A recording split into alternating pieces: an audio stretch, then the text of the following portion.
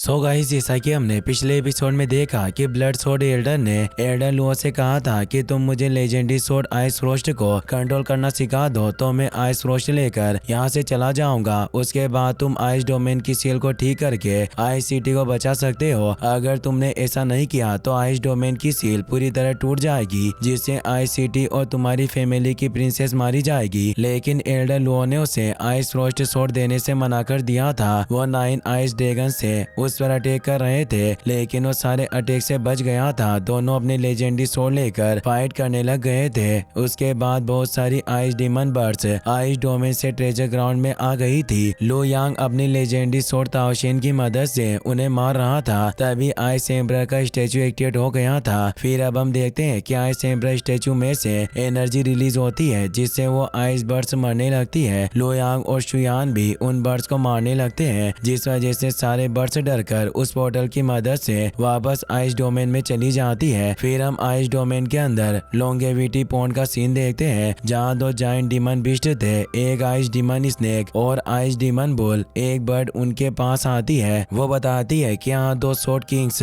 और एक blade master का स्टेचू है, पर एक स्वॉर्ड किंग बहुत ही ज्यादा पावरफुल है। मुझे लगता है कि उसके पास एक लेजेंडरी स्वॉर्ड है। इसके साथ आइस एम्ब्रर का स्टेचू भी बहुत पावरफुल है। हमारे लगातार अटैक करने से भी कोई फर्क नहीं पड़ रहा। ये बातें सुनकर आइस स्नेक पोर्टल की तरफ चला जाता है। फिर हम ट्रेजर ग्राउंड का सीन देखते हैं। सारी बर्ड्स वापस आइस डोमेन के पोर्टल में जा रही थी। उन्हें देखकर शुयान काफी हैरान थी। वो कहती है कि रेस ने अटैक करना बंद कर दिया और ये सब वापस जा रहे हैं। ये हमारे लिए अच्छी बात है। लुयांग कहता है कि मुझे नहीं लगता कि ये कोई अच्छी बात है। उन रेस ने अचानक अटैक करना क्यों बंद कर दिया? शायद वो अब किसी बड़े अटैक का प्लान बना रहे हैं। शुयान कहती है कि तुम सही कह रहे हो, शायद रेस मास्टर अटैक करने के लिए आने वाला है, इसीलिए दूसरे रेस वापस चले गए। लेकिन मुझे नहीं लगता है कि ऐसा कुछ होगा। मैंने पहले एंसेस्टर के नोट्स पढ़े थे कि एक रेड मास्टर की बॉडी एक छोटे माउंटेन जितनी बड़ी होती है। यहाँ तक कि छोटे रेड मास्टर भी लगभग 66 मीटर लंबे होते हैं और बड़े रेस से 133 मीटर लंबे होते हैं। ये पोर्टल बहुत छोटा है और मुझे नहीं लगता कि कोई रेड मास्टर इसकी मदद से बाहर आ पाएगा। तभी लू यांग को रेड मास्टर के बारे में पता चलता है। वो कहता है कि तुम गलत सोच रही हो, एक रेड मास्टर हमारी तरफ ही आ रहा है। मुझे समझ नहीं आ रहा है कि मैं लेजेंडरी स्वॉर्ड ताओशिन की मदद से रेड मास्टर के अटैक को कैसे रोकूंगा। शुयान सोचती है कि एल्डर लुओ को यहाँ से गए हुए काफी वक्त हो गया, शायद अब मुझे और लू यांग को उस रेड मास्टर से फाइट करनी होगी। तभी आइस स्नेक उस पोर्टल की मदद से आइस डोमेन से बाहर आ जाता है। उसे देखकर शुयान चौंक जाती है। वो कहती है कि वो एक रेड मास्टर ही है, पर ये एक स्नेक है और इसकी बॉडी ज्यादा चौड़ी नहीं है, जिस वजह से ये पोर्टल से बाहर आ गया। उस स्नेक के वहाँ आने से आसपास बर्फ जम जाती है और उसकी पावर की वजह से शुयान की स्पीड बहुत स्लो हो जाती है। इससे वो बहुत घबरा जाती है। लुयांग कहता है कि तुम्हें घबराने की जरूरत नहीं है, मैं इसे संभाल लूंगा। तुम बस स्टेचू के नीचे चली जाओ ताकि रेड मास्टर तुम्हारे ऊपर अटैक न कर सके। शुयान आइस एम्ब्रर के स्टेचू के पास चली जाती है। आइस स्नेक कहता है कि तुम सिर्फ एक मामूली से स्वॉर्ड किंग हो और तुम मुझे हराने की बात कर रहे हो। ये बात कहकर तुमने मेरी बेइज्जती कर दी है। अब मैं तुम्हें जिंदा नहीं छोड़ूंगा।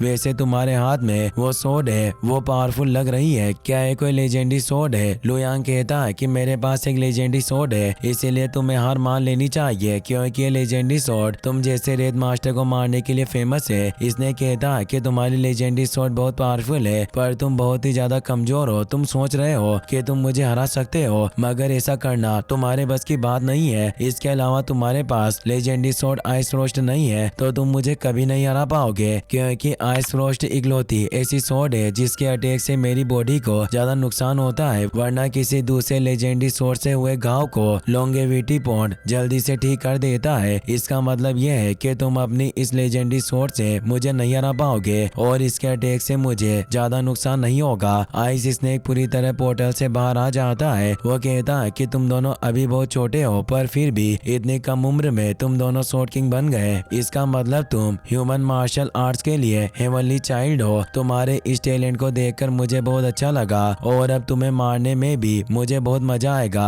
आज मैं तुम्हें दिखाऊंगा कि रेड मास्टर के लेवल की पावर किसे कहते हैं। वो आइस फ्रोस्ट से उन पर अटैक करता है, मगर लू यांग अपने स्वॉर्ड से एनर्जी स्टार्ट मूव से उसके अटैक को फेल कर देता है, पर उस अटैक की फोर्स की वजह से वो खुद भी पीछे हो जाता है। इसने कहता है कि लेजेंडरी लेजेंडरी स्वॉर्ड की मदद से तुम पावरफुल स्वॉर्ड किंग्स में से एक हो, लेकिन अफसोस की बात है कि मेरे लिए तुम एक कीड़े जितने कमजोर हो। मैं चाहूँ तो तुम्हें एक झटके में खत्म कर सकता हूँ। वो अपनी पावर एक्टिवेट करके उस पर अटैक करता है। लू यांग अपनी शॉर्ट फोर्स से उसके अटैक को रोकने की कोशिश करता है, मगर स्नेक का अटैक काफी पावरफुल था। वो लू यांग के अटैक को फेल करके उसके ऊपर अटैक कर देता है। लू यांग ताओ शेन स्वॉर्ड की मदद से उसे रोकने की कोशिश करता है, लेकिन वो दीवार से टकराकर नीचे गिर जाता है, जिस वजह से उसे काफी चोट आती है। शुयान उसके पास आकर उसे संभालती है। लू यांग कहता है कि रेड मास्टर की पावर काफी ज्यादा है, इससे मुकाबला करना इतना आसान नहीं होगा। लेकिन तभी आइस एम्बर का स्टेचू एक्टिवेट हो जाता है। उस स्टेचू से बहुत सारी स्वॉर्ड बाहर निकलती है और स्नेक पर अटैक करती है, जिससे उसे बहुत तकलीफ होती है। स्टेचू से मल्टीपल स्वॉर्ड बाहर आती है। उन्हें देखकर शुयान कहती है कि ice amber ultimate strike off God से वो स्वॉर्ड से स्नेक की बॉडी में घुस जाती है, जिससे वो एक जगह पर रुक जाता है और उसे बहुत ही ज्यादा दर्द होता है, जिससे उसे बहुत गुस्सा आता है। वो गॉड एम्पर के स्टेचू पर पावरफुल अटैक करता है, जिससे सारी स्वॉर्ड स्टेचू में चली जाती है।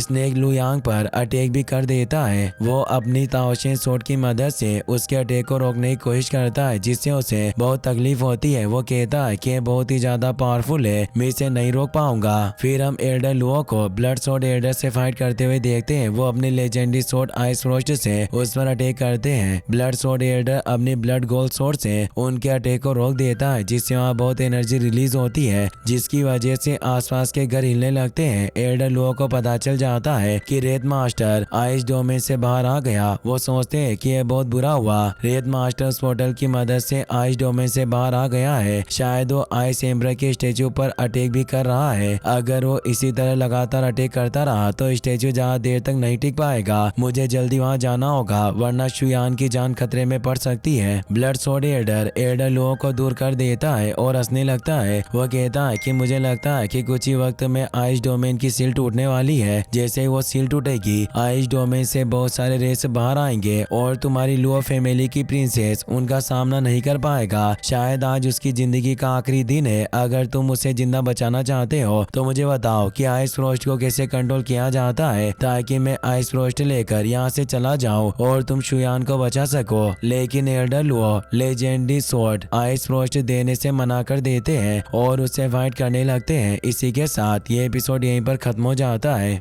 गाइस, अगर आपको वीडियो पसंद आया हो तो इस वीडियो को लाइक करने के साथ साथ चैनल को सब्सक्राइब जरूर कर लेना। मिलते हैं नेक्स्ट वीडियो में। Thanks for watching.